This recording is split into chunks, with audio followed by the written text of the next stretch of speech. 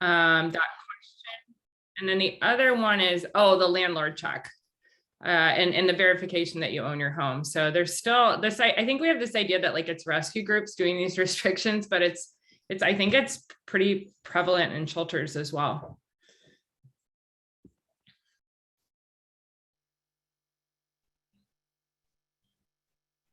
My old board president at my old shelter was denied a Great Dane because the steps in his house were not carpeted. Yes. It's crazy.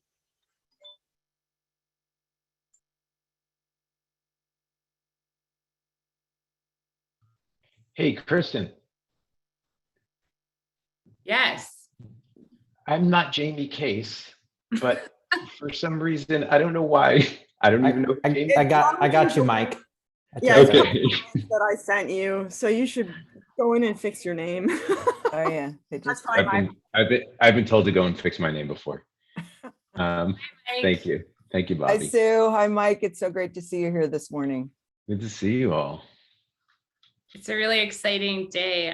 If you are just joining us for the first time, please tell us who you are and what organization you're with in the chat. We are thrilled to welcome lots of people here today. We're going to start in just a minute, but before we do have a question of the day, which is, what is your favorite thing to do on a freezing cold snow day when you don't have to worry too much about what's happening in your shelter if you run one?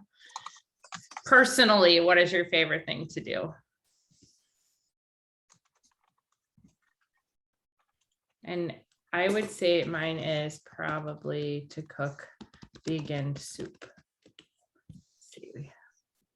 Drink coffee, yes. Read and cook. Reading is so luxurious on days like this. Take the dogs out to play in the snow. Yeah. Sarah says Netflix and cuddle. Puzzles and movies. Oh, these are great answers. Jackie says soup too. Oh, Phil, wine and Hulu, nice.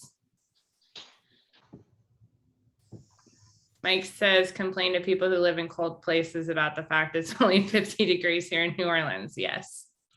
Go to Costco. Really, Bobby? Gotta buy in bulk. Oh gosh, enough fun. We should probably get started. Welcome everybody to the Friday Animal Welfare Leadership Roundup call. I'm Kristen. I'm here with Bobby Mann and Mary Smith, and we host these calls each week.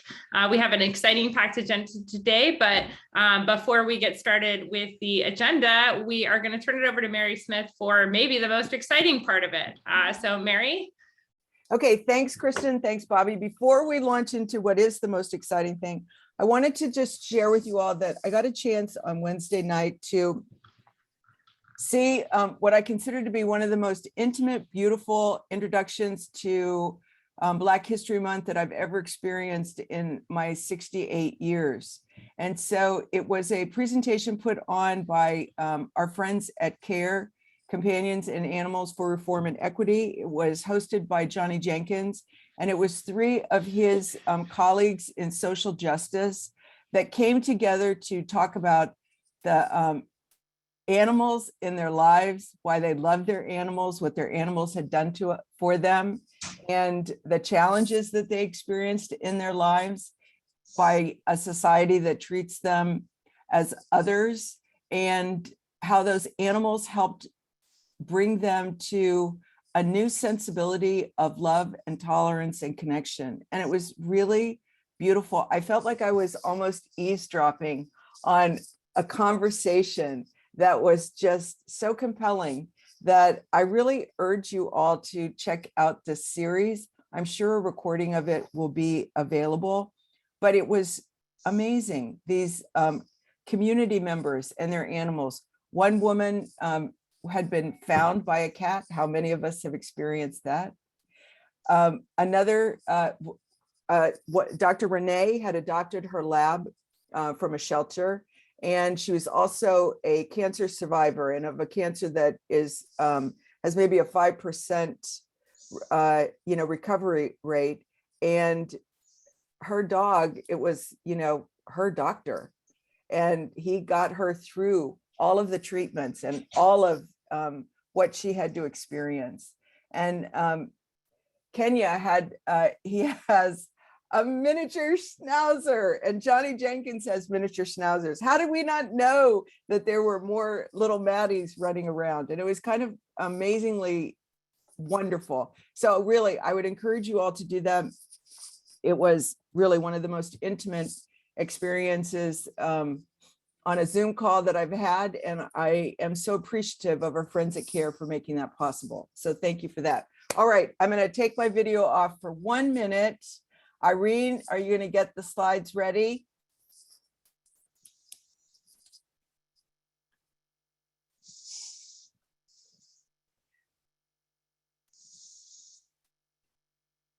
Okay, can you see my head, everybody? Can you see that?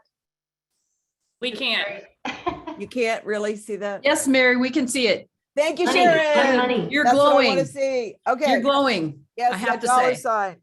Donna Casamento, she specifically asked if we would have lighted things on our head, and I do. Okay, the Friday winners. The random selection for winner were 5 winners of 1,000 each. And the first winner was Jen Bliss from Seattle Humane. Yay! Okay, you have to kind of push the, you have to advance it. Wait a minute. Space bar, hit the Do space I bar. have, maybe Yes. this is for the Friday call. Okay, wait, I think I have different names up. Oh, you So have we the ha- wrong ones? I Okay. might have the right, Okay, wrong Okay, slide. take down your Yeah, take slides that for a one moment. down. Sorry, you guys, Check we're it. having technical problems, but I can read Sorry. you the names. All right. Everyone, also- please forgive us. It's our first one. Yes, the first one is So, always going to be I fucked think up. we So can seriously. forgive you for all this money giving away stuff. Okay. you're doing. So Mary, All I'm gonna say, Mary, is the other $115,000 you're gonna give away this year better be a lot cleaner, okay? Okay. Bobby, I'm going to tell you this with all the love I can muster. Fuck you. Okay. Mary, Jen tilt your Bliss- screen back just a tad so we Okay. can see your head. Thank you. And Sharon. There also, you can go. we like You're legit in. all unmute during this so we can hear Yes. everybody clapping? I Yes. think that would be so much fun. Let's all just Okay. unmute if you can. All right. Can I now read the names? Thank you. Jen Bliss. Oh, wait. Yes. Jen Bliss from Seattle Humane, Bellevue, Washington. Hey. Hey. Elizabeth Manwiller from Animal Rescue League of Berks County in Pennsylvania. Hey. Okay. Shelley Joaquim from Surrey Animal Resource Center in, wait for it, British Columbia. That is right. Yay.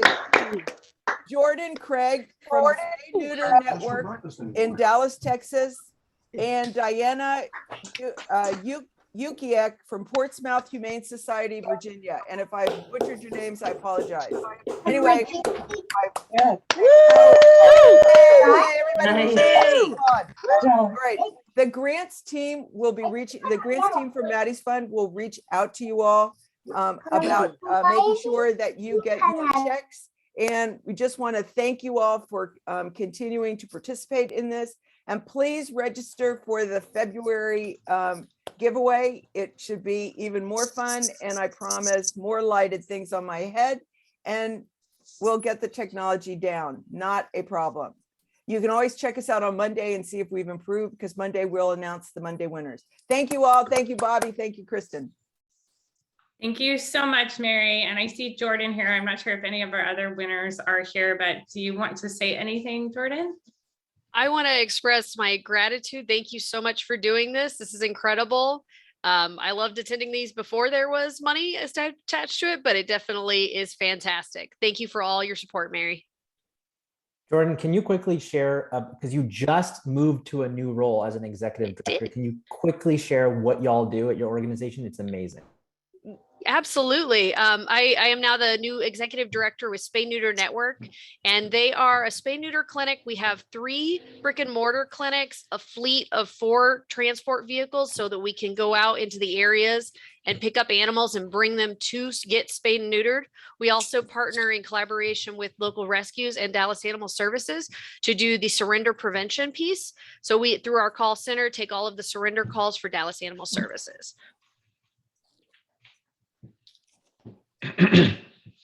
Thank you so much. Okay, so if you have unmuted, you can go ahead and remute because the feedback is always rather intense if people aren't muted. We have a couple of just quick announcements. One is the Maddie Human Animal Support Services is partnering with the Maddie's Million Pet Challenge, supported by Maddie's Fund, to host a free virtual conference. It's coming up at the end of March. We did this for a very particular reason. It's going to be a tough year. We know you have lots of new staff and staff in new positions, and this is down and dirty 25-minute sessions, eight sessions or 8 blocks of sessions. So it's 8 hours over 2 days. And it's everything your team needs to know about big dog management in this time when things can be really tough and challenging. So we already have 1,300 people registered, just about, I think, Allison, if you are on here, I think that's not sure Over what. 1,300, almost 1,400. So we are going for 2,500 registrations. We're going for 1,500, but the list keeps growing because we know this is so incredibly needed. So space is limited. So please sign your teams up now. And everyone on your team who wants to attend should register individually, because we'll be providing a lot of resources after the conference. And so even if they can't attend live, they should each register individually. So that is coming up, and it looks like, yes, we have the link in the chat. And then we want to turn over to our national organizations who are on the call today, who also have announcements to make. Hello, this is Mike Wheeler. I'm the director of Cabin Animal Services in Arkansas. I'm here today representing the National Animal Care and Control Association. We have some exciting news. We're officially launching our 3rd online certification course, which is hosted by our partners at Justice Clearinghouse. It's Animal Care and Control for the Law Enforcement Officer. This course is a guide for law enforcement in situations when police officers and those whose primary duties do not include animals. It's how to react with animals, how to be more observant, recognize clues that will let them know how to investigate further, when to investigate further, know when it's time to bring in outside experts and from their community. It's not designed for your animal control officers. We have ACO 1 and ACO 2 for this.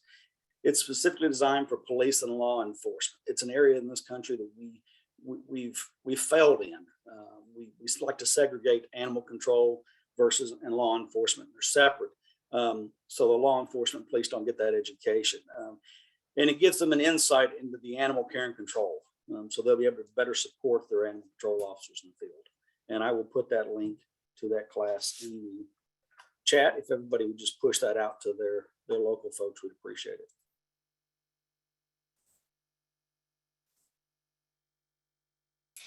Hey, Kristen, it's Brent from Best Friends. Best Friends Animal Society is really focused on kittens and kitten fostering right now. I know that most of y'all will be hit by kitten season in probably April or May, maybe late March, but we're really wanting to help organizations get ready and prep, and so getting your fosters lined up ahead of time so that it's not like this big urgent panic when things hit in April.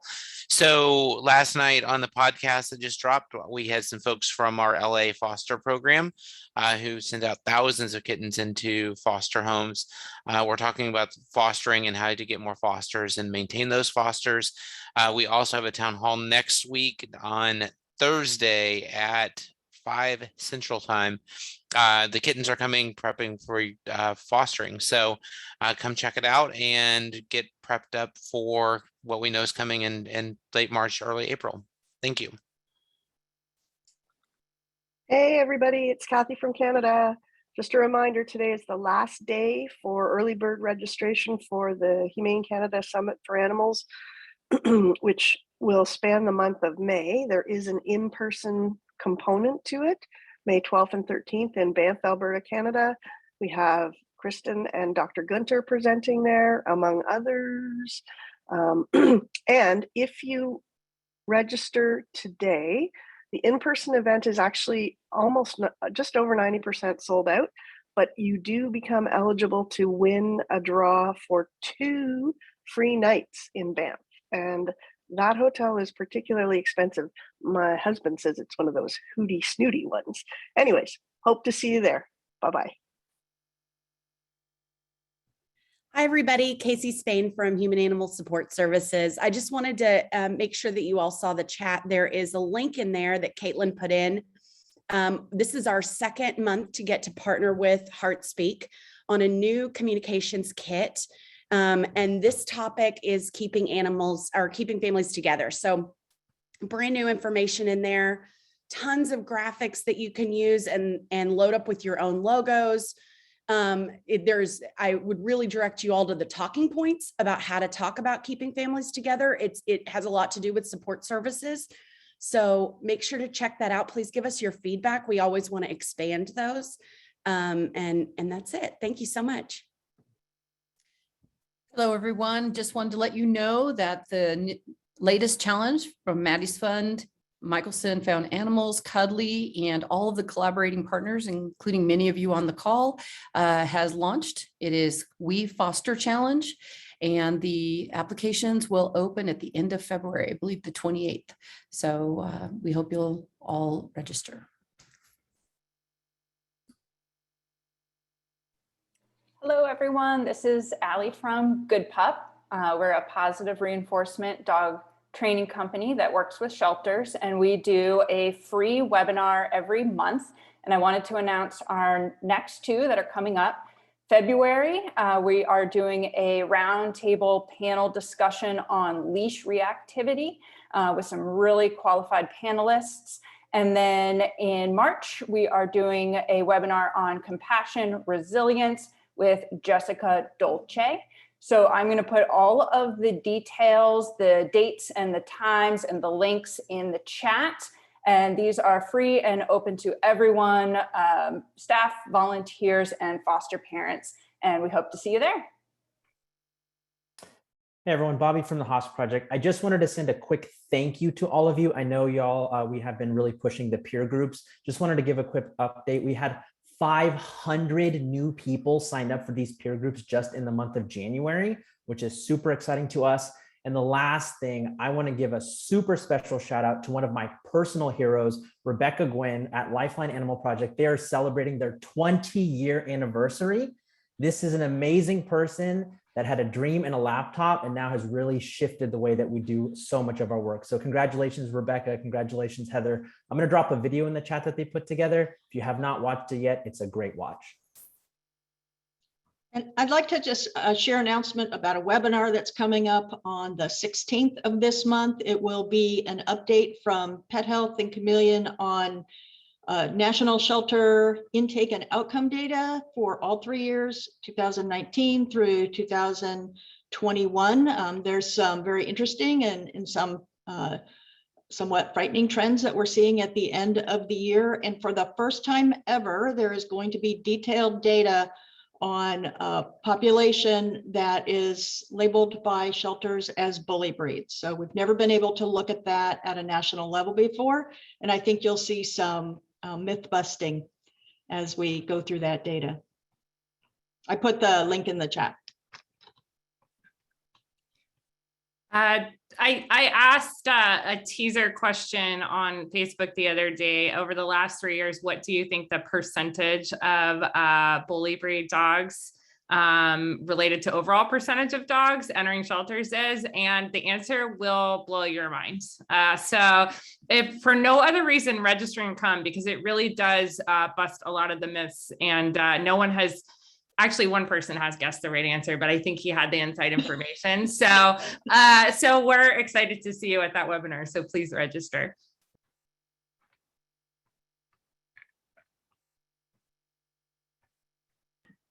Okay, well, just a couple of quick things before we move into our first speaker. If next week is Mutual Aid Week for Human Animal Support Services. If you don't know what mutual aid is, you haven't heard that term before, two things for you. One, here's a quick blog on mutual aid for pet support. But the challenge for everybody this week is if you are on social media, or even if you're not, just Google or search in your Facebook mutual aid and then the city or county or town you live in, and chances are there is an active mutual aid group. it will show you what's really happening in your community that you may not know. Mutual aid groups are basically people who are in the most dire needs asking for help, and then other people helping. And so it's a great way to get looped into what's happening, and you will be shocked at how many people have pets and have needs for those pets. So Mutual Aid Week launches next week through Haas, but if you want to get familiar with it, those are two good ways to do it. And then the last thing is fun, which is that next week we are going to have on the Friday call, wear your best accessory day. So this was going to be wear your coolest earrings day, but not everybody on this call wears earrings. So, but you do have some cool accessories that maybe you've been too afraid to wear on a Zoom call. This is the time. I'm currently wearing my cactus earrings. I have never worn these on Zoom before because they're just a little too wild. But this is the day, whether it's earrings, a necklace, funky glasses, or a cool hat that you've always wanted to wear on Zoom, but we're too afraid to. These calls can be really deep and serious. But we got to keep it fun. So please participate. We want to show off your cool stuff, and we want to see all your faces on camera. It's really nice when people are on camera and we can all see each other. Having said that, let's move on to our first presenter. We have Stephanie here from Shelter Animals Count. They finally have a really comprehensive data set, and she's going to share today what they have learned through the SAC data. So Stephanie, welcome. Thank you. Good morning. Let me pull up my screen here. All right, I am really excited to share this. We did share this via email yesterday. So if you do not get our emails yet, I put in a link to both this report, the new Tableau dashboard that we released a couple weeks ago, and our email address so we can get you signed up to get these in the future. So first I want to give a shout out to Amanda Foster at Haas, who was a huge help in doing some of this analysis for us for this report. So really excited to share with you these findings, especially as they're a really expanded version of what we released for Q1, Q2. I'm going to go through it pretty quickly since there are far more pages than we have time for today. But again, if you have any questions, shoot us an email and would love to engage with you in that. So the first few pages go in through some of the rationale, the definitions and everything. I'll skip over these and get into this page. So this report is looking at only organizations that have entered data into Shelter Animals Count January through September of all 3 years, 2019, 2020, and 2021. And we do that so we make sure that we're comparing the same organizations for a true trend analysis. For statistical relevance, there really only needs to be a sample size of 100 organizations. So we actually have more than 5 times that in this analysis, which is exciting, and almost double than what we had in the Q1 through Q2. So thank you to everyone who's entered your data and continue to do so as well. So this page breaks out the organization types, which is important because we know that there's a lot of variation in organization experiences by the type of organization. So we break out in the end some of the findings by organization type, but for the first few pages of this report, it's looking at the national trends as a whole. So as you'll see here, there's a shout out we need to make for rescue groups. We only have 13% of rescues represented in this report because we didn't have all of the complete data for those types of organizations. So if you represent a rescue group, please make sure to enter your data so we can have more representation in future reports. And if you're a shelter and you haven't entered your data, there's still time for our next report. So looking ahead, we also know that organization experiences are largely regional. So we're going to continue to break out our findings by region in future reports, and we also do at the end of this one as well. So the exciting news, where there's still a lot of work to be done in the East South Central region, we did find since our last report that we had a huge increase in Southeast shelters reporting data. So that only further improves our insights that we're going to share today. Okay, and then here's the breakout by state.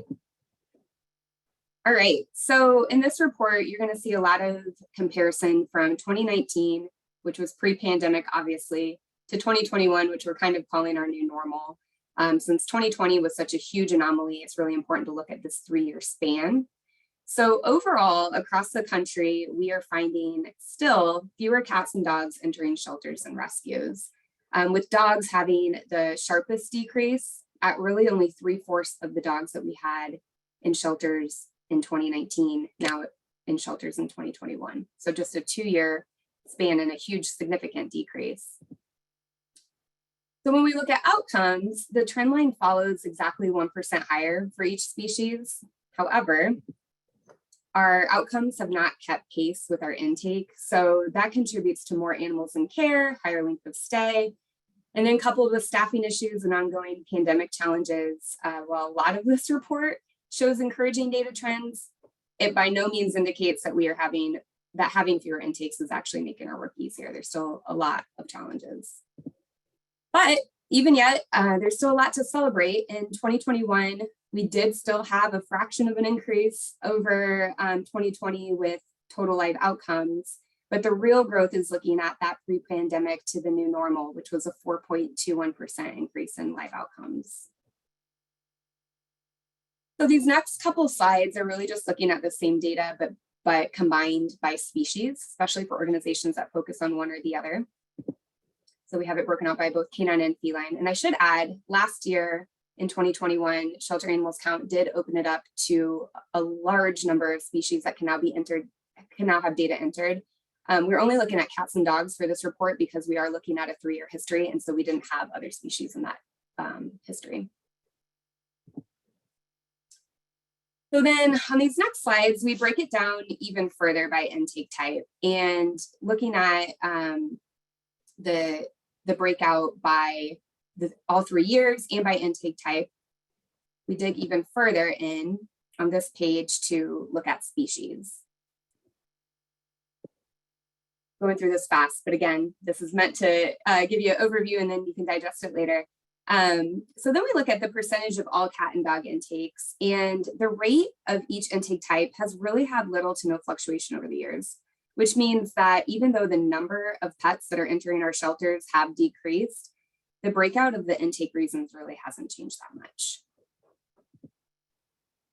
And then we do the same for outcomes. So the exciting thing here is more animals have been adopted and more animals were returned to home in 2021 compared to 2020, which is really exciting because we had such really great results, particularly in adoption during that time. And then we break it down further in species again.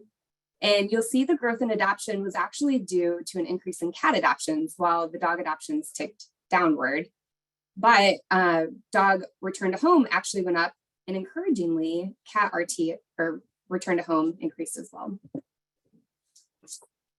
And look at the rate again, the bump in adoption and the decrease in shelter euthanasia that we saw in 2020, which was a huge increase over 2019, has held consistently in 2021. So then these next few pages at the end of the report are really a deeper dive into the data. We had a lot of data that we had looked at and wanted to make sure that we didn't just pull out certain highlights, but we gave all of these opportunities to break it down further into species, organization type, region. So this is for the data lovers to dig in a lot further. In the media version, we did cut these pages. We didn't want them to get confused, but this is for internal stakeholders. And this is where you'll see things like on this page, the total intake by organization type. You'll see that while intake was down for brick and mortar shelters, it was actually up for rescues. So this is where some of the national trends, you start to dive a little deeper into the different organizations, and you can see where some of these may not be true for individual experiences, even though they are true for the country as a whole.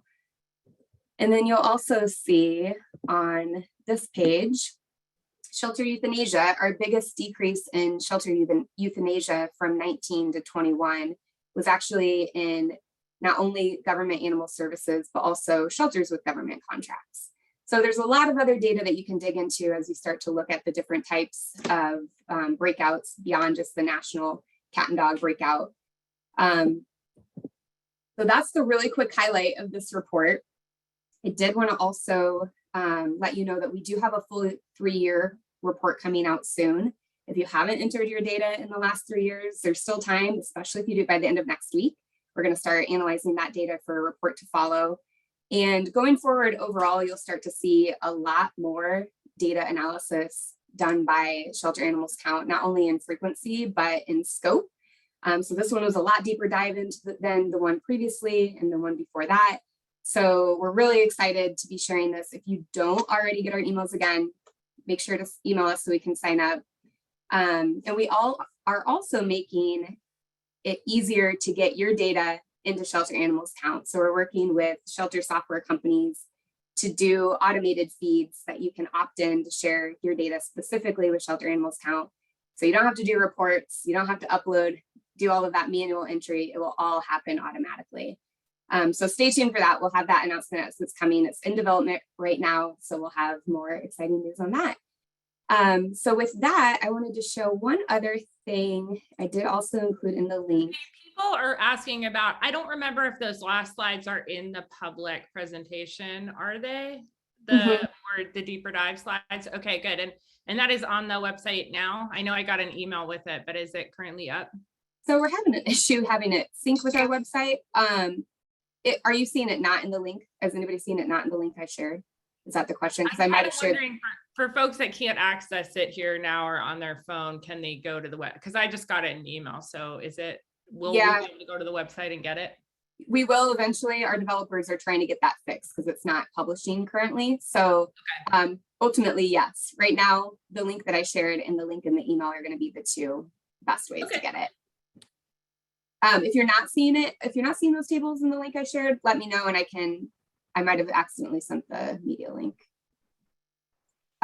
So the only other thing I wanted to just point out, if you haven't seen it already, also shared in the chat, is our new Tableau dashboards that allow you to do interactive engagement with the data. So you can look at all of these different dashboards by year. You can look at it by state, community, the organization type. You can look at it by your organization or other organizations specifically.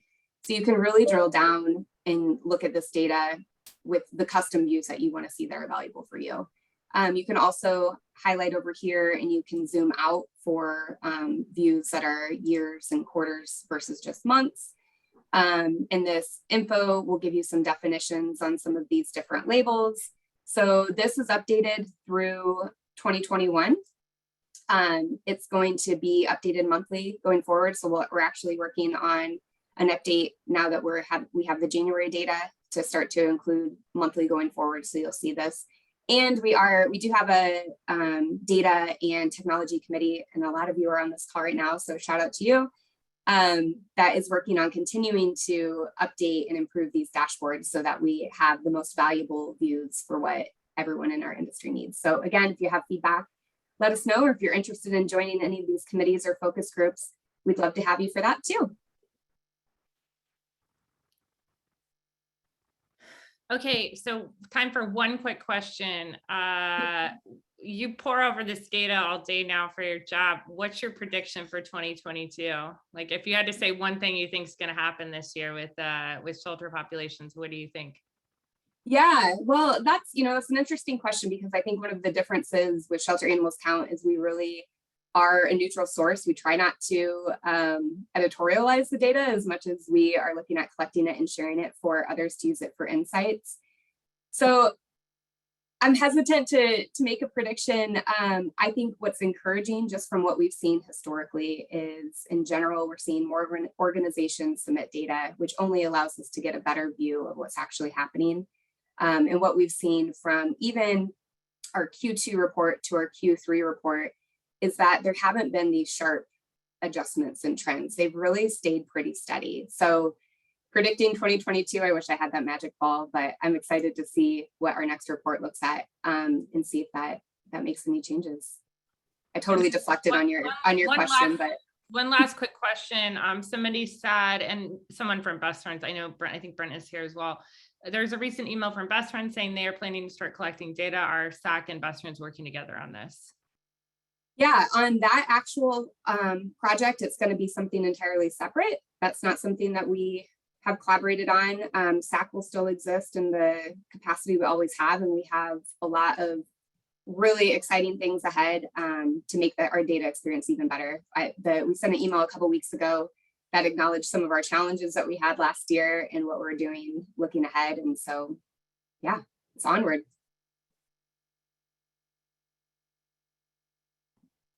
Any other questions? Great. No, I think we've got to move on. Thank you so much for being here. We really appreciate you sharing this data, and it's been exciting to get you on board at the helm of this organization, and the reporting out is awesome. So thank you, Stephanie, for everything you're doing. Awesome.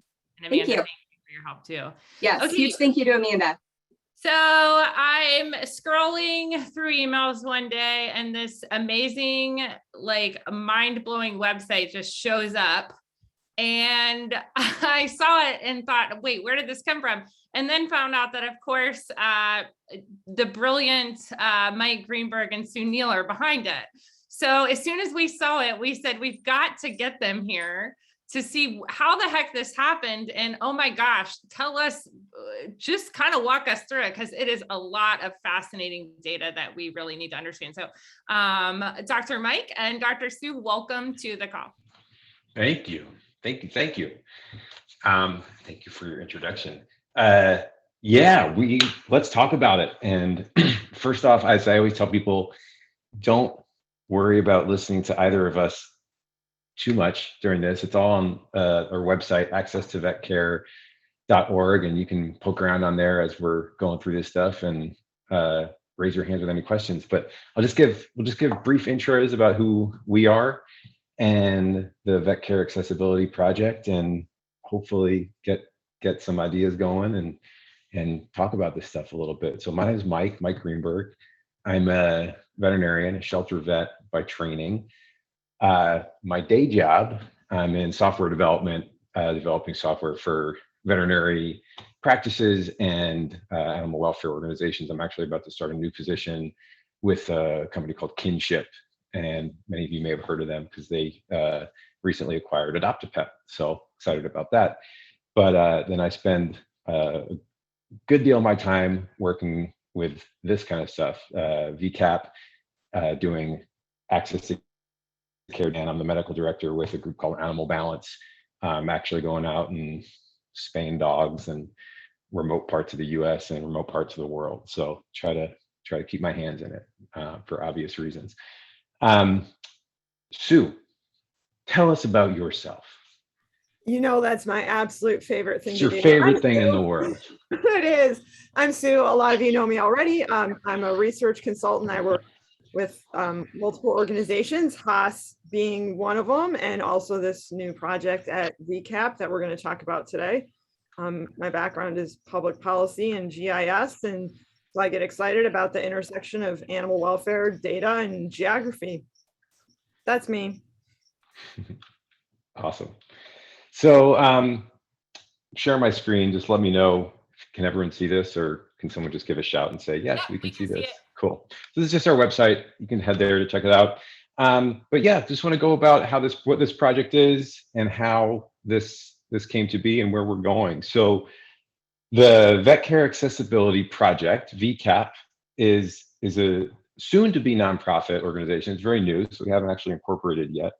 And its goal is pretty simple. We're dedicated to making data-driven tools that can help shed light on the access to care challenge and help people make data-driven decisions about how to address it, because it's complex, and I think at this point, we all agree that we need data to shed light on these kinds of complex problems.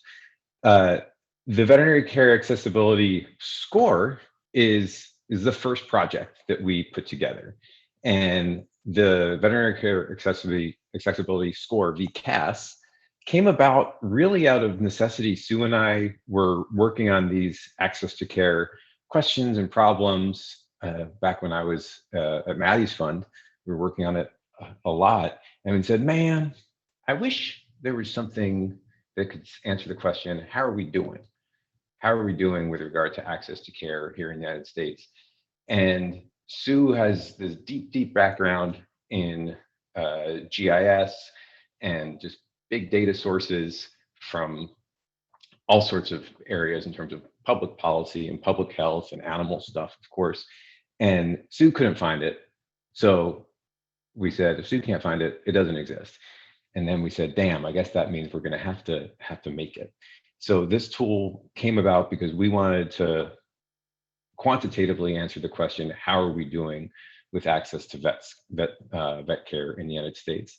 And this is the first pass at it. So I'm going to just open up the map here. It'll take a minute to load up. And y'all should feel free to go in and do this yourself. All right, so here's this map at the state level. And red indicates that a state is on average having a harder time with vet care. Green, in terms of its accessibility, green indicates that it's more accessible. And as you zoom in, we get down to the county level, and y'all can kind of go on there yourselves and click around and you know, check things out.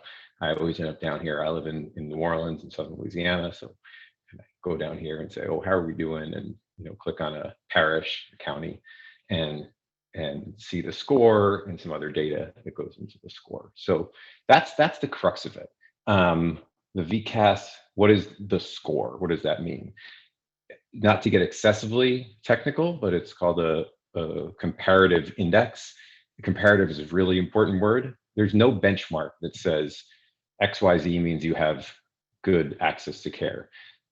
It's comparative because it's simply comparing to all of the other, in this case, counties throughout the country. Again, without any particular benchmark. The way the score is created, which I'll kind of go back up here and kind of show a bit of a visual here. The score is created by taking a bunch of data sources. So you can see here that's constructing the next page, putting them together and essentially adding things up and ranking them without getting into the gory details, and out pops a score. It's a common sort of method of creating indices like this to combine lots of different data. You can see some of the data that we have in here to feed this, and we're adding more as we speak. I'm going to stop there for a second. I'm going to ask Sue to kind of jump in and fill in what I missed, and really want to get to the questions portion of this as soon as possible, because I feel like you all always have good questions and get the conversation going. Yeah, I think you did a great job of covering the basics of it in terms of the data that went into it and the process for creating it. It's basically percentile rankings. So what you're looking at is a relative score as opposed to an absolute score, just because we don't at this point really have a what is optimal measure to go with. So these are all relative rankings. And I think, you know, as we move into questions, also we'd love to have comments. So if people have ideas for things that they think they'd really love to see, I'd like to see that in the chat, and I'll be taking rapid fire notes while you all interrogate Mike. Yeah, thanks for mentioning that. Please put ideas and things you have in the chat, because we want to capture all this. We're fortunate to be able to go back and keep working on it. That's one of the things I love about doing software, is that it's kind of like a garden. It's never done. So you can just keep at it, keep adding to it. One of the things that I wanted to bring everyone's attention to, one of the specific data points that we're pretty excited about, and I'll let Sue speak more to the specifics of this,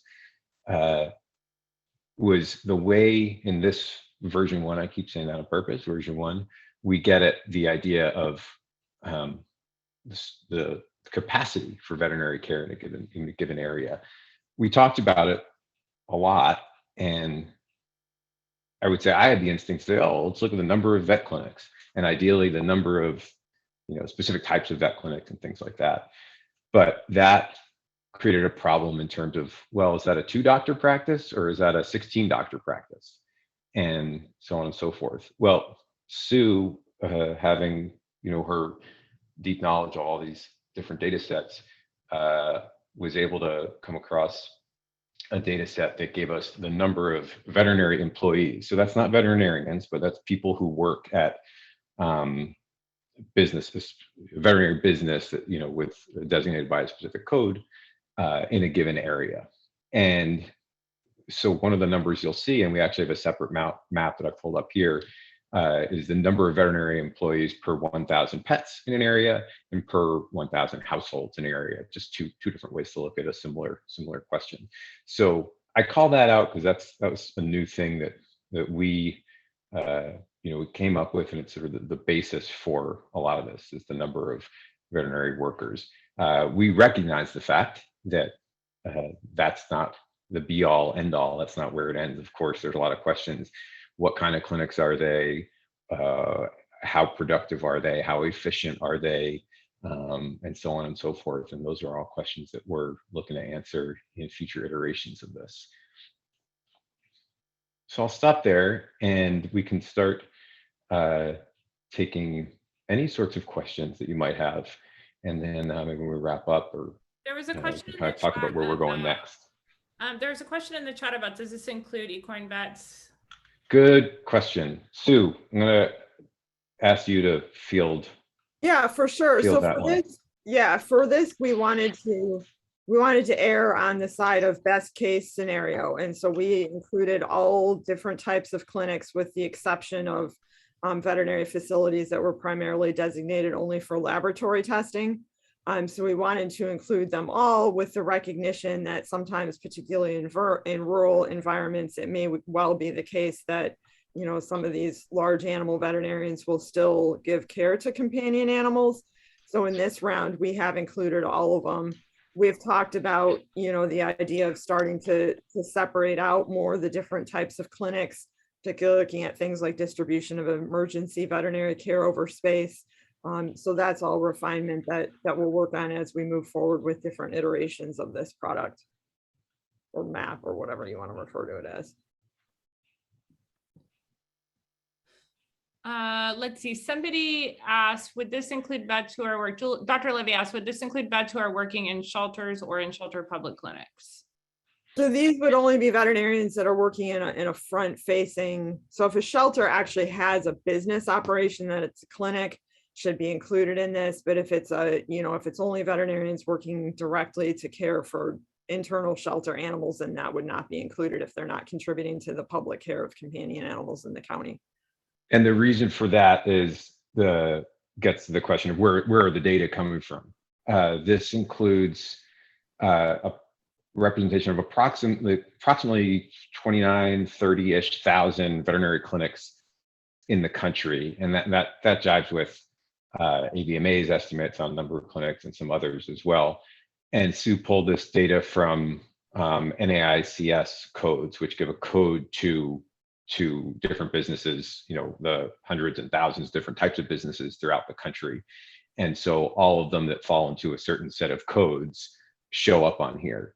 And so as Sue said, if a shelter has a dedicated clinic or they've created a separate business entity for a clinic, like some shelters have, then they would as such, but animal shelters, were obviously coded differently, so they wouldn't show up in that data set.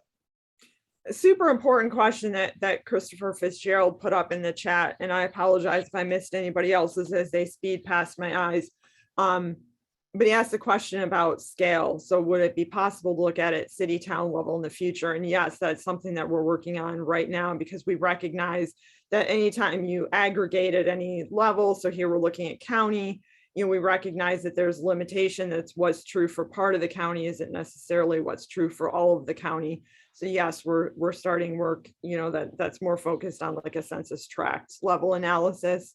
And there was one other. So Robin James asked, is there a way to look at this with regard to the number of pets in a given community? So these data are normalized in where appropriate to the number of pets and the number of households in a community. So that's baked into it. And then also asked about types of clinics and affordable care clinics. That's types of clinics, we're getting into that. We're aiming to get into that in what we're working on now. So that's not in this yet, but we're going to add to that, at least parsing out things like offering after hours care and such. Affordable care clinics starts to get a little bit trickier, but we can do that through sort of I don't even want to say a workaround, but just asking the question a different way, looking at the affordability of care in a given area parsing out the clinics that actually offer that will probably take some citizen science. So we might prevail upon you all to help with that.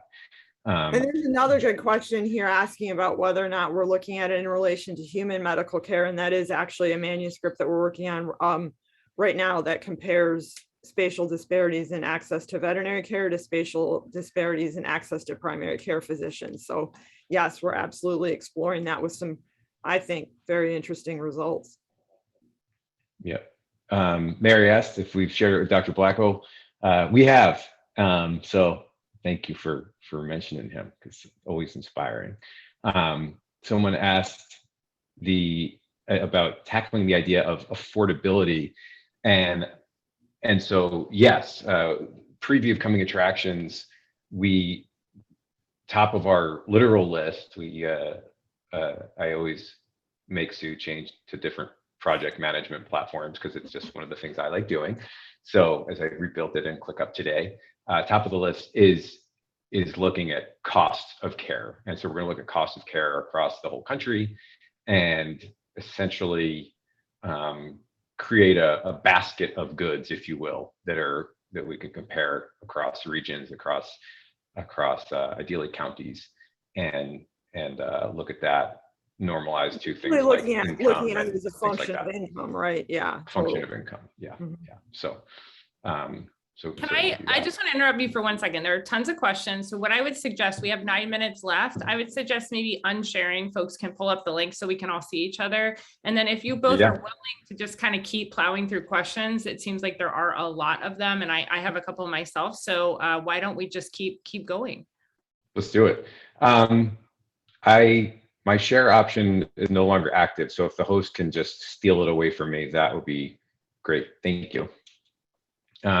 Yeah, and Kristen, if you want to moderate and just shoot us we can look at the questions, but if you want to call out some in particular that you think would be good, that would be great. We would love to do that. And I'll just say right away that I love Kate's suggestion of how that compares to shelter intake and outcome data. And yeah, I think there'll be some very obvious connections there. So that's a great question. Totally. All right. So it looks like there's a Brad Shear asked, can you account for wellness vaccine clinics, shot vet, Vetco kinds of things? Yeah, good question. So we're talking to some of them recently. And as an aside, one of the things I will say, a lot of these big sort of corporate entities have been super interested in playing in the sandbox on this one. And so in approaching them and saying, hey, this is what we're doing. Can we, get some data from you? Can we work together on this? They've been super into it. And so I'm going to start sounding like a broken record, but that is equally at the top of the list because they're there. Now, to get to the question of let's take the biggest one, right? PetIQ. PetIQ owns the 3 or 4 different big brands in terms of VIP and VetIQ and stuff like that. Their individual locations won't show up on this map as individual clinics, but certainly their wellness centers will. But we would need to add a separate data layer, which is something we're working on, to add their individual locations. And the reason their individual locations don't show up is because they wouldn't have an NAICS code for every single location they do when they show up at 10 Tractor Supplies in a given county. But we certainly want to account for them because they do a ton of work in this area and they're interested in doing more. And yes, Sandra, we do want to look at access to emergency care. So right now, emergency clinics are included with equal weight in this as other clinics. And so starting to separate out emergency clinics and looking at how that care fluctuates over space is definitely on the list. And there's a couple ways to do that because that's super important, right? Because when we think about accessibility, the big giant categories are money and logistics. So money is money and logistics we think of as time and space. So can you get to it? Can it get to you? And when can you get to it? Or when can it get to you? So emergency care jumps to the top of the list. Fortunately, in these codes, these NAICS codes, we can pull that out and look at emergency separately.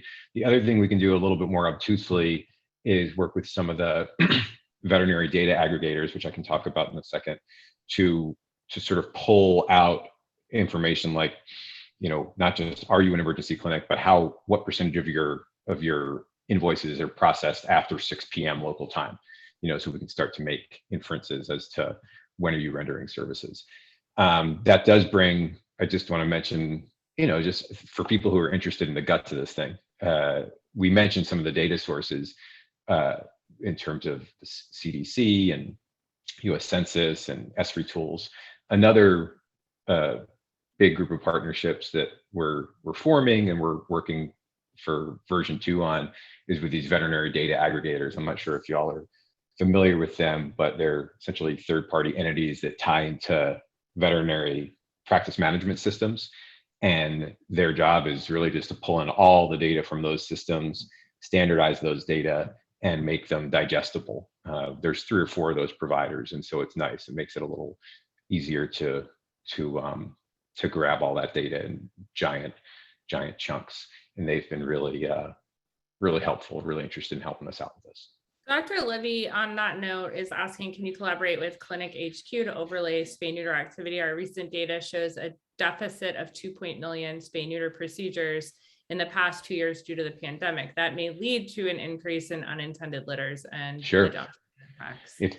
If Gina is on the call and wants to get in touch, we would be very happy to. Someone else is asking, they're curious to know how you got access to the NAICS data. We use it often, have to page time. It'd be nice to get access to the national data set instead of buying it piecemeal. Yeah, if somebody has technical questions about the GIS side of things, they're welcome to reach out to me directly. I don't want to bore everybody with. Well, yeah, I know. I mean, I'm not a vet, and so I have a not vet question. Okay, so you've got this data that shows that like stuff's really bad some places, like the red looks not great. And then I know, Sue, you and Dr. Rowan just did a study on supply and demand showing that New Mexico, which looks like the reddest of states in your maps in this study, also has the worst oversupply of pets. So would you be able to sort of map layers of data on, not just to say we have a national veterinary shortage, but then would the goal be to say, and we need these sorts of vets in these areas? And will that differ? Like, will every red area need nonprofit, low-cost vets, or will it differ depending on the particular set of problems in the area? I think that's a great question, Kristen. And obviously, I think the answer is yes, it does. The needs will vary over space. And I think that's where starting to bring together some of the information, not just on what costs are currently, but also what folks in those communities would be able to afford and what some of the other barriers might be. I think the more, aspects of that information that you start to layer together, the better you'd be able to directly say, all right, this area is in need, and specifically this area is in need of, X type of services. Why do you all think, access to care has been probably an issue since the beginning of time, right? This is not a new crisis. Why do you think, and I guess for you, why is this of particular importance now in this historical moment? And I think a lot of the national orgs are turning to this lack of access situation. Why do you think now is the time this is happening? I'll let Mike jump in here as well, but I have a few thoughts right off the top of my head. The first being Sure. that the speed at which veterinary cost is rising. So veterinary cost increases have outpaced regular inflation, but have even outpaced the even higher inflation on the human medical side. So I think that's an aspect of it. And also there are changes in the types of care and the amount of care that people are demanding for their pets who have access to it.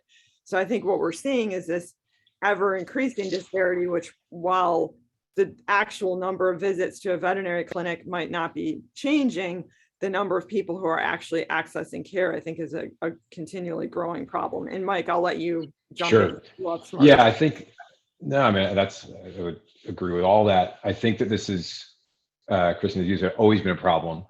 It just so happens to be the case that a certain subset of people now have started talking about it and recognizing it as a problem.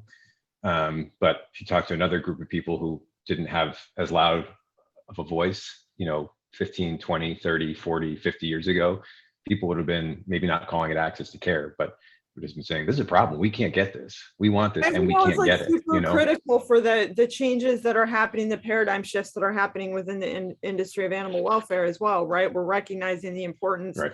of helping people make sure they can keep their pets in their home, making sure that those animals are happy and healthy is a key part And of I think that from the animal welfare standpoint, I know we're out of time. I always think of our industry, our work, as you all have heard me say, as an engineering problem. There's ins and there are outs. And when they're out of balance, we have bad things happen. In the 1990s or so, thereabouts, 80s, 90s, we started saying, let's work on the very end of the outcome thing. We started doing this weird thing called adoptions. Gradually, those efforts have moved up the chain, you know, and then we said, let's make the time in the shelter better with fostering. And we said, let's do intake prevention for those who are at the door. And now we're saying, let's help everybody in the community before they even get to the at the door part of things. So I think it has been a natural evolution of moving up the chain of the, you know, of events in the machine, if you will. Okay. So Yeah. And we are over time. You two are so awesome. And Mike, you have to come back and keep talking to us because it's always just so interesting to have your perspective on these calls. Thank you both so much for being here. Thanks everyone for being here. And remember, your best, most ridiculous accessories, please, next week. Let's have a little fun. We're going to have an interesting agenda, but it is up in the air right now. There's a couple things cooking, but if you have a great burning idea you've been dying to talk about on this call next week, shoot Bobby and I an email, please. We have after that pretty full schedule, but next week we have a little wiggle room. So let us know if you have a great idea. Otherwise, have a wonderful weekend. Stay warm if you are somewhere that it is chilly, and we will see you back here next week. Thanks again. See y'all soon. Okay, guys. Have a good weekend.